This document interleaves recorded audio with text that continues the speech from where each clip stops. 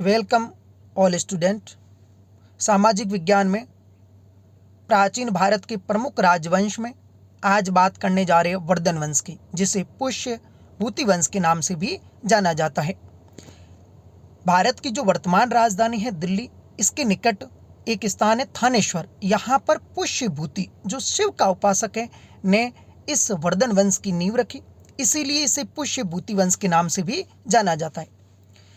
कालांतर में इसके 3 महान शासक हुए, प्रभाकर वर्धन, राज्यवर्धन, हर्षवर्धन, जिन्होंने इस वर्धन वंश को और ज्यादा आगे बढ़ाया। प्रभाकर वर्धन की मृत्यु के बाद उसका बड़ा जो पुत्र है राज्यवर्धन, वो राजगद्दी पर बैठता है। राज्यवर्धन लंबे समय तक राजगद्दी पर नहीं बैठ पाता है, क्योंकि इसका जो प्रमुख युद्ध है वो बंगाल के शासक शशांक के साथ 606 ईस्वी के आसपास होता है, जिसमें राज्यवर्धन मारा जाता है।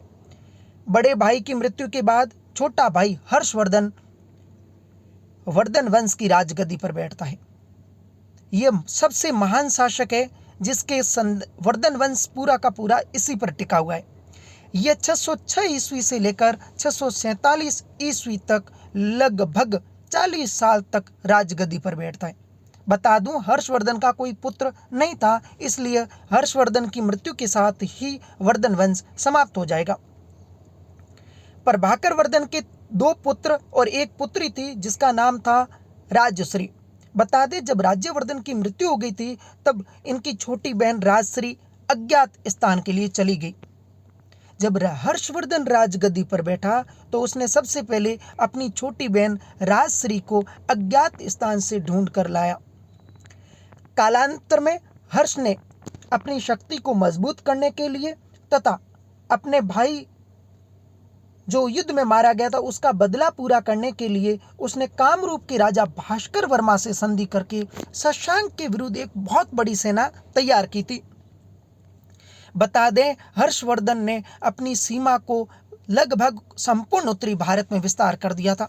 इसकी सीमा मैप में देखो एक बार। उत्तर में हिमाच्छादित पर्वत अर्थात हिमालय तक, दक्षिण में विशाल नर्मदा नदी तक जो अमरकंटक की पहाड़ियों से निकलती हुई खंभात की खाड़ी में जाती है, पूर्व में बंगाल और उड़ीसा अर्थात गंजाब तक, पश्चिम में गुजरात अर्थात वल्लभी तक इसका विशाल साम्राज्य विस्तृत था।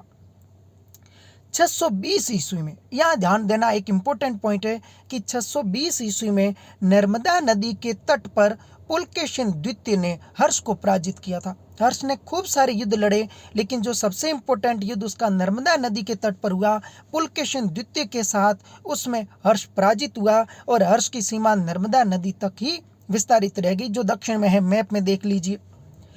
हर्ष ने महाराजा धीराज की पदवी धारण की। आपसे पूछा जा सकता है कि हर्ष ने कौन सी उपाधि धारण की, तो महाराजा धीराज की पदवी धारण की। बता दूं कि हर्ष महायान बौद्ध धर्म को बढ़ावा देने और खुद उस धर्म को मानने लगा। ये इतना ज्यादा प्रजा कल्याण और प्रजा के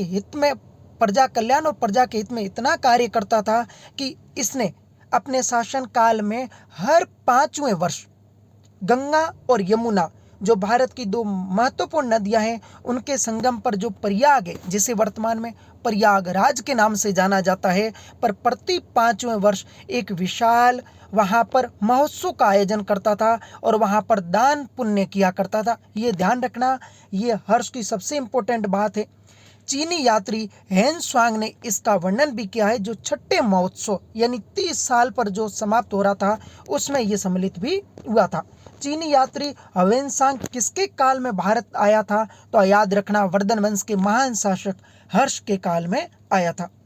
महान शासक हर्षवर्धन ने नागानंद, रत्नावली और प्रियदर्शिका जैसे नाटक लिखे जो संस्कृत में लिखे गए थे। राजा की महानता देखिए, उसने युद्ध प्रजा कल्याण के साथ साथ इस प्रकार के नाटक भी लिखे हैं। ये महान शासक हर्ष की बात की जा रही है। बाण भट्ट जो कादंबरी और हर्ष चरित्र जैसी रचनाएं लिखता है, यह इसके दरबार में रहा करता था। किसके? हर्ष के। इसके अलावा मातंग, दिवाकर, मयूर, सुबंध, ईशान आदि को भी हर्ष ने आश्रय प्रदान कर रखा था। ये महान शासक थे, महान जो कवि थे, इनको भी हर्ष ने अपने दरबार में सम्मिलित कर रखा था।